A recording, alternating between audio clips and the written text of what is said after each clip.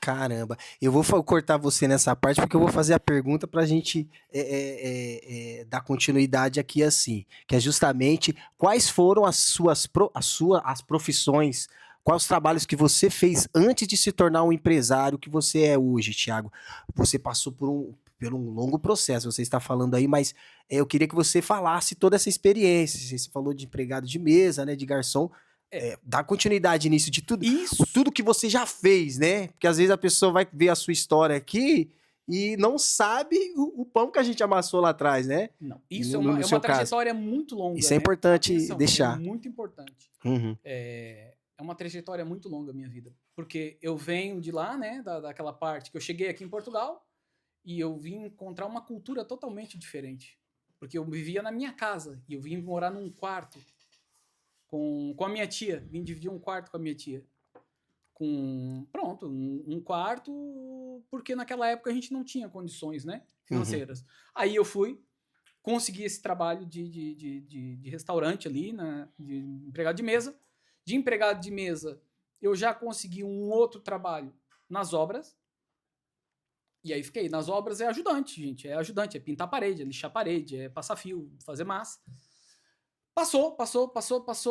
E eu fui atrás do contrato de trabalho, que naquela época era uma coisa difícil de se conseguir. É verdade. Assim como os atestados de morada nas juntas de freguesia, que antigamente eram uma coisa de outro mundo Era para um se conseguir, pesadelo, gente. né? Era um pesadelo para a gente se legalizar. E consegui um trabalho que era numa churrasqueira na parede. E aquela churrasqueira era uma churrasqueira muito conceituada. Eu fui para ali e aprendi o trabalho, e consegui o contrato de trabalho e me legalizei. E pronto, consegui me legalizar. A partir daquele momento, eu consegui a autorização de residência. Quando a gente pega a autorização de residência, a gente almeja outros objetivos. Aí eu fui para uma outra empresa.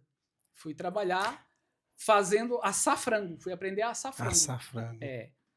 Aí depois de assar frango, eu enjoei daquilo, porque eu trabalhava sábados e domingos. Eu fui para uma empresa de limpeza. Fui trabalhar com limpezas. Exatamente. Aí trabalhei com limpezas. Trabalhei, eu acho que 1 ano, 2 anos com limpezas. E a gente ganhava por hora.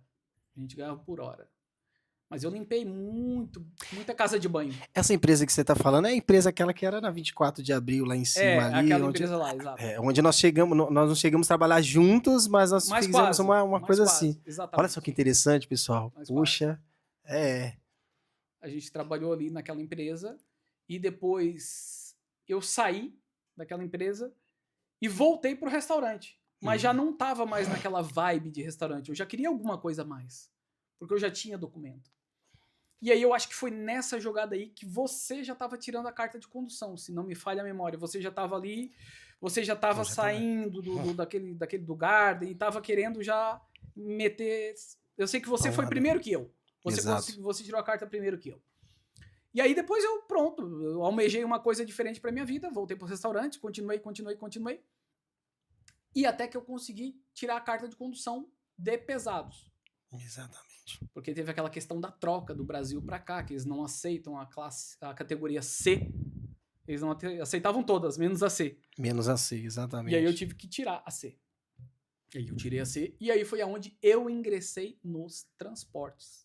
Ali de começo. Fui apresentado para os transportes. Exatamente. E aí que a gente entra numa parte, acho que é fundamental, crucial, né, dessa mudança toda. O Thiago, na verdade, fez um resumão aqui, né, Thiago? Porque se fosse contar a história A mesmo, gente ficava a aqui. gente ficaria aqui horas e horas e conversando de todas as experiências, mas é importante, antes da gente ir para essa outra etapa aí, que de todo esse processo que você passou até então, né, Thiago? Até chegar ali, peraí, dar aquele clique de, não, pô, vou tirar a carta, afinal de contas, naquela época tava, ainda hoje há uma sensação, mas naquela época eu acho que muita gente migrou para os caminhões, vamos se dizer, o pessoal que estava em Portugal, É uma coisa a enfim. mais, né? Era um status Aham. diferente, entendeu? Naquela época era um status diferente. Fala um pouquinho mais aqui no microfone aqui, Tiagão, pode Então, aumentar aqui para você a, assim, a ajeita ali questão da é que maneira que você naquela quiser. época era um status bem Uhum. diferente. Eu acho que a gente já falou sobre isso e pronto, né? Quando eu comecei nos caminhões, quando a gente começou nos caminhões, ah, Eu comecei como segundo motorista numa das maiores empresas que pode-se dizer que se tem aqui na União Europeia. Qual é essa empresa que você começou, Tiagão? Não sei se eu posso falar, mas pronto, é uma empresa que todo mundo critica muito, mas é a Prima Frio, por acaso. A Prima Frio é a empresa mais brasileira ou mais conhecida no Brasil, pode-se dizer assim. É a empresa Prima Frio. Nós vamos falar um pouco mais à frente também sobre isso também. Você começou na Prima Frio então, né, Thiago? Direto, tirou e foi direto? Não. Eu comecei numa Baui. empresa portuguesa. Eu comecei num caminhãozinho toco, numa empresa portuguesa, levando verduras pro Algarve. Pro Algarve. Com um caminhão de disco. Um toco, caminhão de disco. Eu acho que eu tenho. Acho que até você deve ter essa foto, eu na frente de uma Scania verde ali e tal. E manual, ó. Manual. Tem muita gente que fala, eu sou old school. Meu amigo, tu não sabe o que é ser old school, meu amigo. Tá falando bobagem.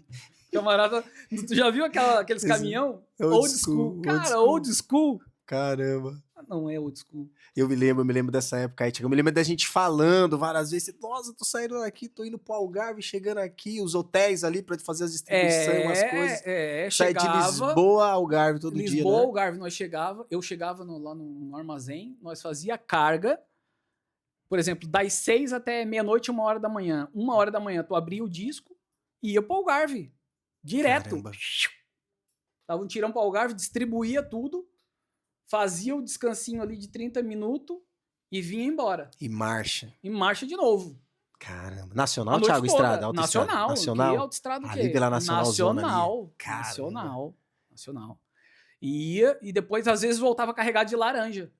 Passava lá no fornecedor lá de laranja, que a empresa que eu trabalhava distribuía frutas e legumes e hortaliças.